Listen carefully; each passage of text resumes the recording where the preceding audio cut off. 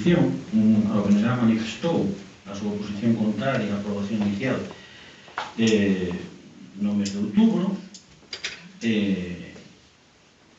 Dentro daquela pasaron moitas cousas nesta corporación. O Pleno chegou a aprobar inicialmente o orzamento, como se acaba de decir, e nada fixo vostede para que poidamos reconsiderar a nosa postura. Que vostede non falara con nós antes da aprobación inicial, podemos entendelo, e entendémoslo. Vostede tiña apoios suficientes para sacar adiante os presupostos ou calquera outro proxecto, polo tanto, non necesitaba de nós. Iso forma parte do xogo das maiorías e das minorías, e nós entendémoslo perfectamente. O que non é fácil de entender, alcalde, é que vostede manteña unha posición tan cerril na situación de minoría na que se atopa desde hai 3 meses. O mellor é entendible. Vostede está en flagrante minoría, pero parece que non quere aprobar os orzamentos. A vostede parece que lle dá igual que se aproben ou non se aproben. E temos que entenderlo así, señor alcalde, porque convirá comigo en que é unha auténtica provocación, polo menos para o noso grupo, traer a este pleno un documento que mantén no cuadro de personal en RPC o coordinador. Se algún grupo foi belixerante, impedindo que os adenses tuveran que pagar 70.000 euros cada ano polo capricho vos seu de ter un coordinador, ese grupo foi o general. E, polo tanto, sabe tamén que sin rectificar neso non podía haber ningún tipo de acordo. E mete o posto de traballo do coordinador a 0 e acepta outra emenda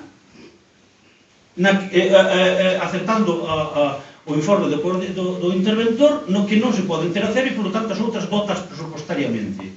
Pois, evidentemente, isto temos que entender que o foi a proposta. Non temos outra explicación. O que está ocurrindo é que vostede, señor alcalde, está antepoñendo os seus propios intereses ao interese xeral de Sada. Vostede ven aquí coa estrategia premeditada de que non se aproben.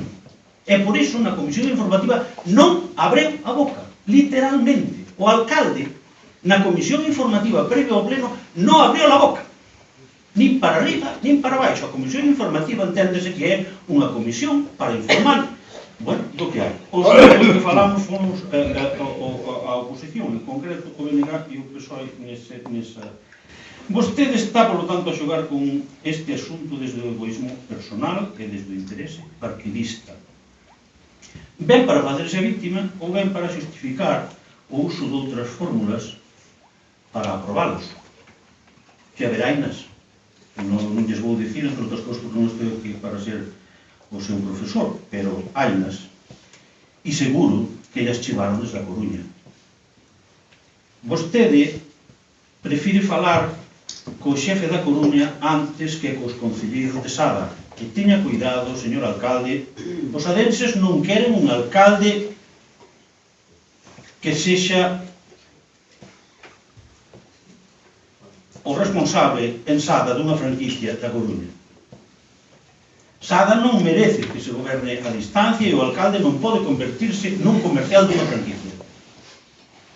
Ten que falar aquí cos concelleiros e cas concelleiras que formamos parte desta corporación e non con outros. E é con nós con quen ten que chegar a acordos. Vostede non o ve así, prefire seguir de comerciante da franquicia e seguir as estrategias que lle mandan facer. Bueno, pero vostede saberá, nós non podemos aprobar estes presupostos porque non se moveu un ápice da súa exposición inicial, da súa posición inicial, supoño que, polo tanto, non lle extrañará o noso posicionamento. Estamos sempre coherentes co que vimos defendendo, non quixo ter nin un milímetro de aproximación, non quixo falar con nós, por lo tanto, alá vostede.